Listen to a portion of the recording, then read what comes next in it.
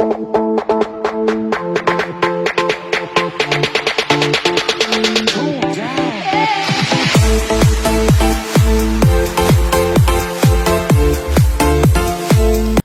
un lindo y maravilloso día.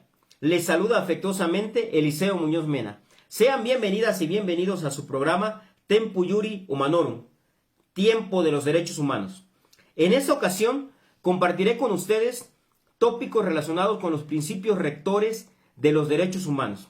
Esos principios son los de universalidad, interdependencia, indivisibilidad y progresividad, los cuales tienen su fundamento constitucional en el párrafo tercero del artículo primero de la Constitución Política de los Estados Unidos Mexicanos, que a la letra dice: todas las autoridades en el ámbito de sus competencias tienen la obligación de proteger, respetar, proteger y garantizar los derechos humanos de conformidad con los principios, y enfatizo esta parte, con los principios de universalidad, interdependencia, indivisibilidad y progresividad. En consecuencia, el Estado deberá prevenir, investigar, sancionar y reparar las violaciones a los derechos humanos en los términos que establezca la ley.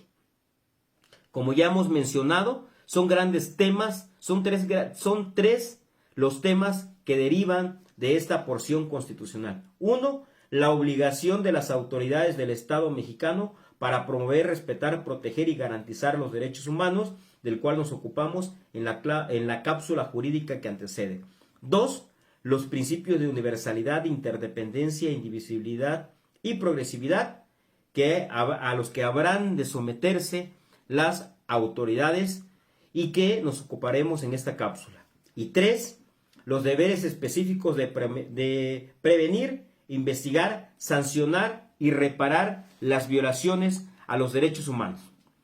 Se insiste que cuando la Constitución Política Mexicana habla de que todas las autoridades en el ámbito de sus competencias tienen estas obligaciones, estos deberes y deberán de sujetarse a estos principios, la Constitución Política Mexicana se refiere a todos aquellos entes del poder público en el ámbito del poder ejecutivo, legislativo y judicial o jurisdiccional, a nivel federal, a nivel estatal, a nivel municipal, de la Ciudad de México y de las demarcaciones territoriales según corresponda. Se contemplan también en esta categoría de todas las autoridades, a los órganos constitucionales autónomos y finalmente a todo ente que se ubique dentro del ejercicio del poder público. Ahora bien, es importante también puntualizar de que en esta ocasión vamos a hablar de los principios. Estos principios tienen una diferencia con las reglas o con las normas jurídicas. Al respecto, Robert Alexy refiere que los principios son normas que ordenan que se realice algo en la mayor medida de lo posible en relación con las posibilidades jurídicas y fácticas de cada caso concreto. Los principios son, pues, mandatos de optimización que se caracterizan porque pueden ser cumplidos en diversos grados y porque la medida ordenada de su cumplimiento no solo depende de las posibilidades fácticas, sino también de las posibilidades jurídicas. En cambio, que las reglas son normas que exigen cumplimiento y en esa medida una norma o una regla puede ser siempre cumplida o incumplida. O se paga el impuesto o no se paga el impuesto. O cometo homicidio o no cometo homicidio. Dicho de otra manera, los principios son, de acuerdo a la jurisprudencia y a la doctrina, los principios son criterios de optimización interpretativa. Dicho esto, hablaremos del primer principio. El primer principio es el principio de universalidad, el cual establece que los derechos humanos corresponden a todas las personas por igual, sin discriminación alguna. Todas las personas son titulares de todos los derechos humanos bajo este principio de universalidad, que se robustece y se consolida estrechamente con los derechos a la igualdad y a la no discriminación. Es decir, el soporte del principio de universalidad son los derechos a la igualdad y a la no discriminación. Un criterio jurisprudencial del Poder Judicial de la Federación señala que, en virtud del principio de universalidad, la valoración de los derechos fundamentales queda vinculada a la premisa de que deben respetarse en beneficio de todo ser humano, sin distinción de edad, género, raza, religión, ideas, condición económica, condiciones de vida, de salud, nacionalidad o preferencias sexuales. Un segundo criterio jurisprudencial establece que el principio de universalidad indica que los derechos humanos son inherentes a todos y conciernen a la comunidad internacional en su totalidad. En esta medida son inviolables, lo que no quiere decir que sean absolutos, ya hemos hablado de ello, sino que son protegidos porque no puede infringirse la dignidad humana, pues lo razonable es pensar que se adecuen a las circunstancias. Por ello, en razón de esta flexibilidad, es que son universales, ya que su naturaleza permite que al amoldarse a las contingencias, siempre estarán con las personas humanas. Bajo el principio de universalidad, a ninguna persona se le puede excluir del goce y disfrute de los derechos humanos. Son exigibles en favor de todas las personas en cualquier contexto político, económico, social, jurídico, cultural, espacial y temporal. Es importante también señalar que la jurisprudencia mexicana ha insistido en que dentro de la categoría de personas que gozan de los derechos humanos están las personas humanas o jurídicas y, se encuentran las personas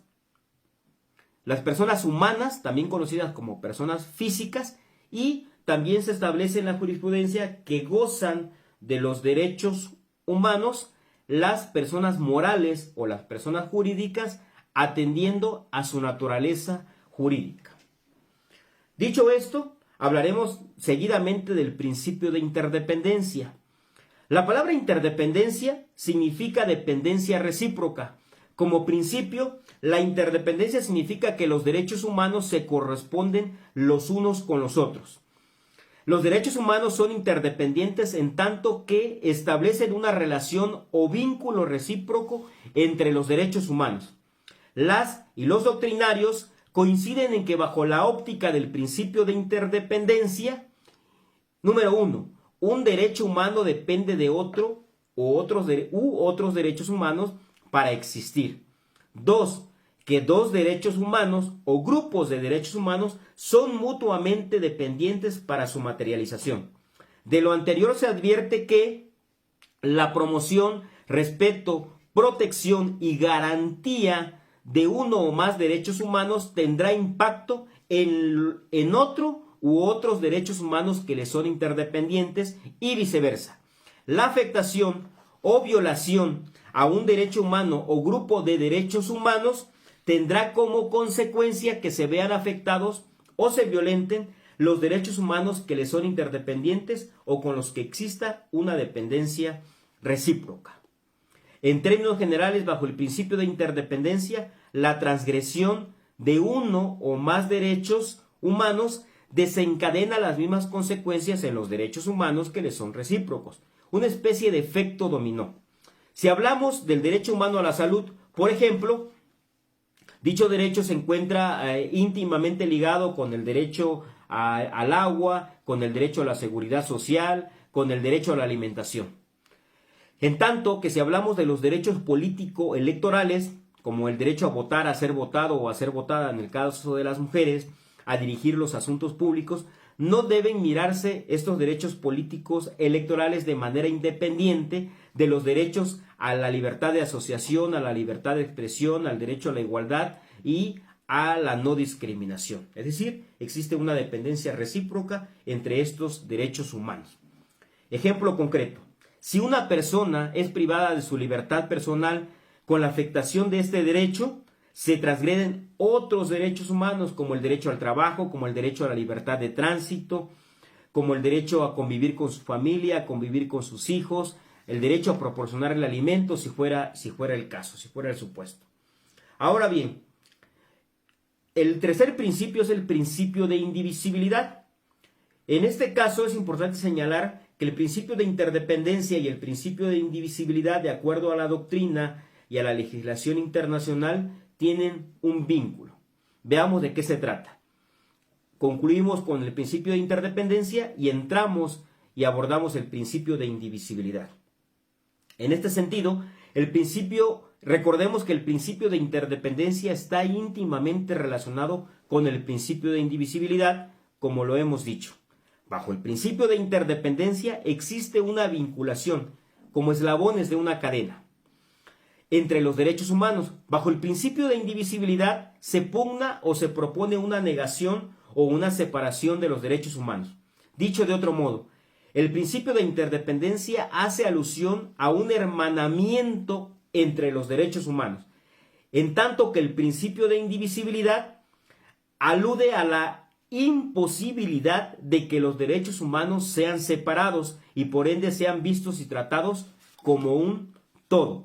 Bajo el principio de indivisibilidad no existe jerarquía entre los derechos humanos, todos tienen el mismo grado de importancia y relevancia en su materialización.